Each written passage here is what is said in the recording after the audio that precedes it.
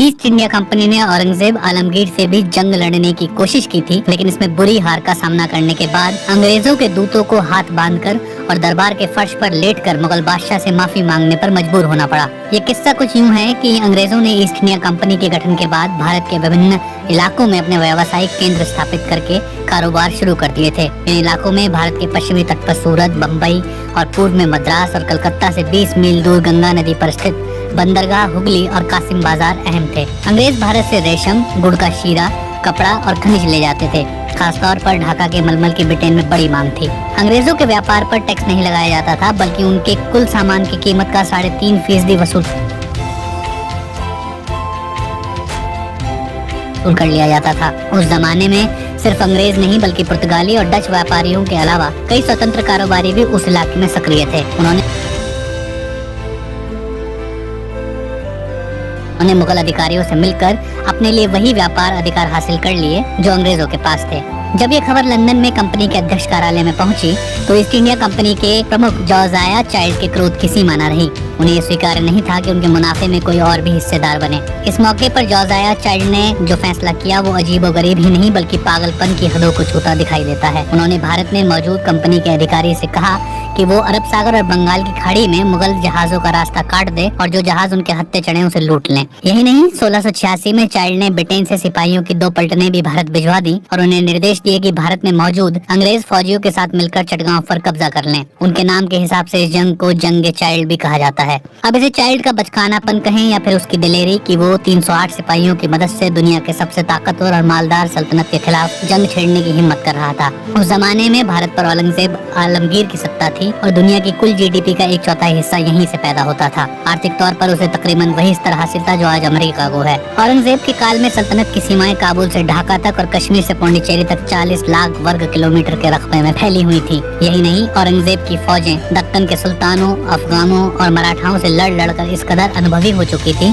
कि वो उस वक्त दुनिया की किसी भी फौज से टकरा सकती थी। दिल्ली की फौज तो एक तरफ रही, सिर्फ बंगाल के सूबेदार शाइस्ता खान के फौजियों की तादाद 40,000 से ज्यादा थी। एक अंदाजे के मुताबिक मुगल फौज की कुल तादाद 9 लाख से भी ज्यादा थी और उसमें भारतीय, अरबी, अफगानी, ईरानी और यूरोपीय शामिल थे। जब लंदन से मुगलों के खिलाफ जंग की घोषणा हुई तो बम्बई में तैनात कंपनी के सिपाहियों ने मुगलों के चंद जहाज लूट लिए। इसके जवाब में मुगलों के एक काले मंत्री अल बहर सीदी याकूत ने एक ताकतवर समुद्री जहाज से बम्बई तट की घेराबंदी कर ली। उस मौके पर अलेक्जेंडर हैमिल्टन नाम के एक अंग्रेज बम्बई में मौजूद थे जिन्होंने बाद में अपनी एक किताब में इसका आंखों देखा हाल लिखा है। वो लिखते हैं, सीधी 20,000 सिपाही लेकर पहुंच गया और आते ही आधी रात को एक बड़ी तोप से गोले दाग कर सलामी दी। अंग्रेजों ने भागकर किले में पनाह ली। अफरा तफरी के हाल में गोरी और काली औरतें आधे कपड़े पहने हुए अपने बच्चों को गोद में उठाए हुए भागी चली जा रही थी। हैमिल्टन के मुताबिक याकूत ने किले से बाहर कंपनी के इलाके लूटकर वहां मुगलिया झंडे गाड़ दिए और जो सिपाही मुकाबले के लिए गए उन्हें काट डाला गया। बाकियों के गले में जंजीरें पहनाकर उन्हें बम्बई की गलियों से गुजारा गया।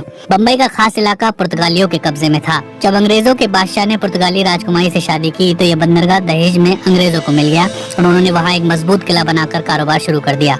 धीरे धीरे न सिर्फ समुद्र पार से अंग्रेज व्यापारी, सिपाही, पादरी, वास्तुकार और दूसरे हुनरमंद यहाँ आकर आबाद होने लगे, बल्कि बहुत से भारतीय यहाँ रहने लगे और शहर की आबादी तेजी से बढ़ने लगी। यही आबादी भागकर किले में पनाह लिए हुए थी और किला सीदी याकूत की घेराबंदी में था। जल्द ही खाने पीने का सामान खत्म होने लगा। दूसरी तरफ बीमारियों ने भी हल्ला बोल दिया और किले में मौजूद अंग्रेज बम्बई के मौसम का शिकार होकर एक के बाद एक मरने लगे। ऐसे में कंपनी के कुछ कर्मचारी चुपके से भाग निकलते और सीधे जाकर सीधी याकूत से जा मिलते थे। हैमिल्टन के मुताबिक उनमें से कई धर्म बदलकर मुसलमान तक हो गए।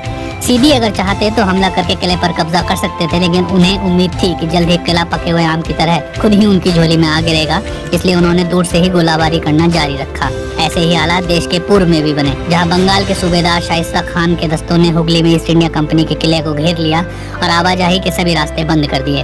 बंगाल की घेराबंदी तो जल्द खत्म हो गई और दोनों पक्षों ने सुलह भी कर ली, लेकिन बम्बई में सिलसिला 15 महीने तक चलता रहा। आखिरकार अंग्रेजों की हिम्मत जवाब दे गई और उन्होंने अपने 2 दूत औरंगजेब के दरबार में भिजवा दिए ताकि वहां हार की शर्तें तय कर सकें। उन दूतों के नाम जॉर्ज वेल्डन और अब्राहम नाआर थे। ये कई महीनों की कोशिशों के बाद आखिर सितंबर 1690 को आखिरी ताकतवर मुगल बादशाह औरंगजेब आलमगीर के दरबार तक पहुंचने में कामयाब रहे। दोनों इस हाल में पेश हुए कि दोनों के हाथ मुजरिमों की तरह बंधे थे, सिर सीने पर झुके थे और हुलिया ऐसा कि किसी देश के राजनीतिक प्रतिनिधियों की जगह वो फकीर लग रहे थे। दोनों दूत मुगल शहंशाह के तख्त के करीब पहुंचे तो उन्हें फर्श पर लेटने का हुक्म सुनाया गया। सख्त बादशाह ने उन्हें सख्ती से डांटा और फिर पूछा कि वो क्या चाहते हैं। दोनों ने पहले गिड़गिड़ाकर ईस्ट इंडिया कंपनी के अपराध को स्वीकार किया और माफी मांगी। फिर कहा कि उनका जब्त किया गया कारोबारी लाइसेंस फिर से बहाल कर दिया जाए और सीडी याकूत को बम्बई के किले की घेराबंदी खत्म करने का हुक्म दिया जाए। उनकी अर्जी इस शर्त पर मंजूर हुई कि अंग्रेज मुगलों से जंग लड़ने का 1.5 लाख रुपए हर्जाना अदा करें, आगे से आज्ञाकारी होने का वादा करें और बम्बई में ईस्ट इंडिया कंपनी का प्रमुख जोसियाह चाइल्ड भारत छोड़ दे और दोबारा यहाँ कभी न आए। अंग्रेजों के पास ये तमाम शर्त सिर झुकाकर कबूल करने के अलावा कोई चारा न था, तो उन्होंने स्वीकार कर लिया कि वापस बम्बई जाकर सीडी याकूत को औरंगजेब का खत दिया।